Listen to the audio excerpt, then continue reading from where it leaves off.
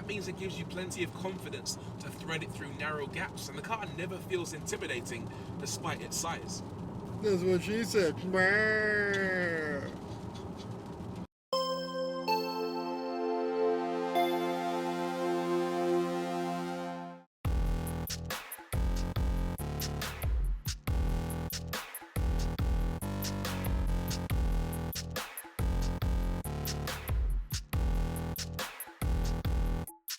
In the world of mainstream luxury cars, everybody plays their position. At the top, you've got the likes of BMW, Mercedes, Audi, Range Rover.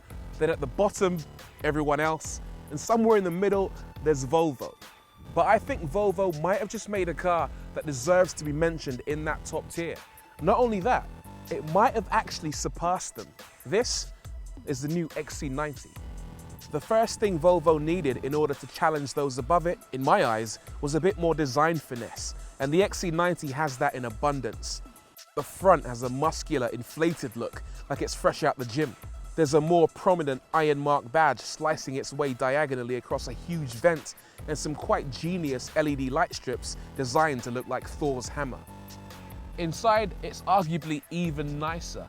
The Swedish minimalism is in full effect, and there are some really nice touches. The dashboard, for example, is made up of 3 distinct layers, and they all flow into the doors, giving you the impression you're in a cohesively designed cockpit.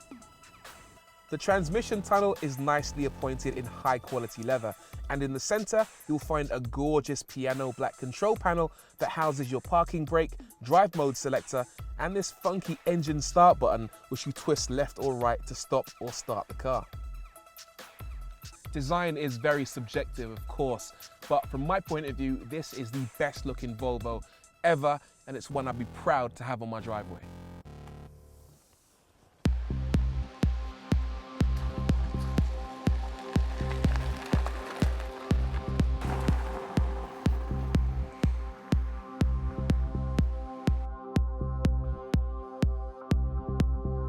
The XC90 is also a really, really pleasant car to drive. What surprises me about it is how quiet it is. Driving along under normal driving, the only thing I'm getting is tire noise. There's not much wind noise, nothing from the engine. It's just cruising really sedately, and it feels like a luxury car should. Like all SUVs, there's always going to be inherent compromises. You can either have a comfortable SUV, but one that's not very sporty, or a sporty SUV that's not very comfortable. But Volvo has struck a very good balance with the XC90. They've obviously erred on the side of comfort, but that's not to say it's not a fun car to drive. It's not the kind of thing you want to throw around through corners because there is noticeable body roll, but that said, there's still a lot of grip, and that gives you plenty of confidence. What it does really well is ride over bumps. I know the roads I'm on right now are pretty smooth, but I'm pretty confident that even in the city with mashed up roads everywhere, you can still really drive around and not feel too annoyed by the surface underneath you.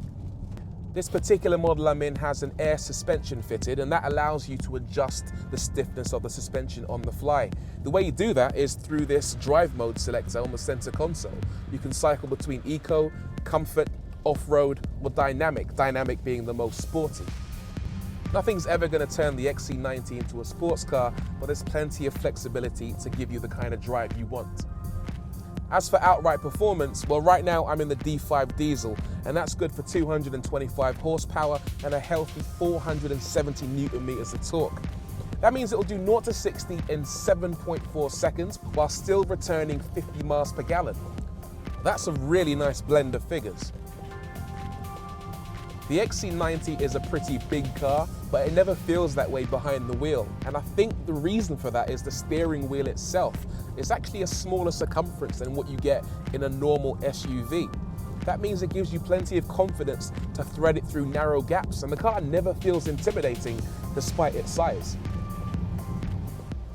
On the whole, the XC90 is just a great car to drive and a great place to spend time.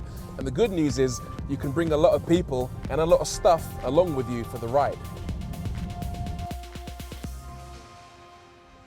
The XC90 is a 7-seater and a proper one at that. What that means is you get 2 comfortable seats up front, 3 in the middle row and 2 in the back row, and every single seat has lots of adjustability. So even in this row, I can recline, I can slide it forwards and backwards to give myself more room. And in the center seat, it even has an integrated child booster seat for your kids that can be slid really close to the adults so they don't have to scream, "Are we there yet?" at the top of their lungs. They can just whisper it delicately in your ear hole for the entire journey. The rearmost seats are great too. According to Volvo, they're big enough to accommodate anyone up to 5'7", but I'm 5'11" and I still have a decent amount of headroom back here. Plus, they're the same size as the middle row of seats. They've been pushed together and raised up slightly, and that means I'm not stuck looking at the headrests of the seats in front. That, combined with the fact that I've got a really big panoramic glass sunroof, means that the XC90, even in the back row of seats, is really not claustrophobic at all. As for boot space, well, the XC90 has plenty. Hands-free boot opening comes as standard, so if you've got bags of heavy shopping, you just have to wave your feet underneath the bonnet and up she pops. Incidentally, even with the third row of seats in place, you still get about 470 litres to play with, about as much as you get in an average hatchback. Plus, you can raise or lower the suspension to make it easier to load heavy objects. If you want more space, well, that's easy too. Just do that and that, and you get 1100 litres to play with. You can also drop the middle row of seats, and that will give you, well, enough room for about half of Swede.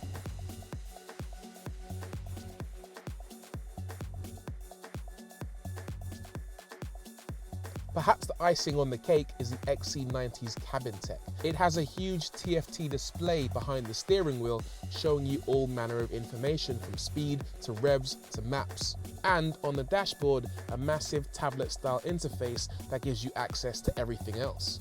Unusually, this sits in a portrait orientation instead of landscape, which makes it reminiscent of the system in the Tesla Model S. It's not quite as advanced as that, but it's a very welcome feature and one that's very well implemented. The big question then, is this the first Volvo that properly mixes it with the established luxury set, the Beamers, the Benzes and Range Rovers of this world? Well, yes is the simple answer, but also no, because the XC90 might be even better than many of its rivals. It's good fun to drive, has great technology, is arguably the most practical car I've ever sat in, and for the first time has that X factor that's been missing from Volvos for so long. In the XC90, Volvo has made a car that you don't just buy with your head, you also buy it with your heart. It transcends dull, but it does all the really dull stuff really well. For example, look at this boot. It is absolutely enormous. You could hide a body in there. What's more exciting than that?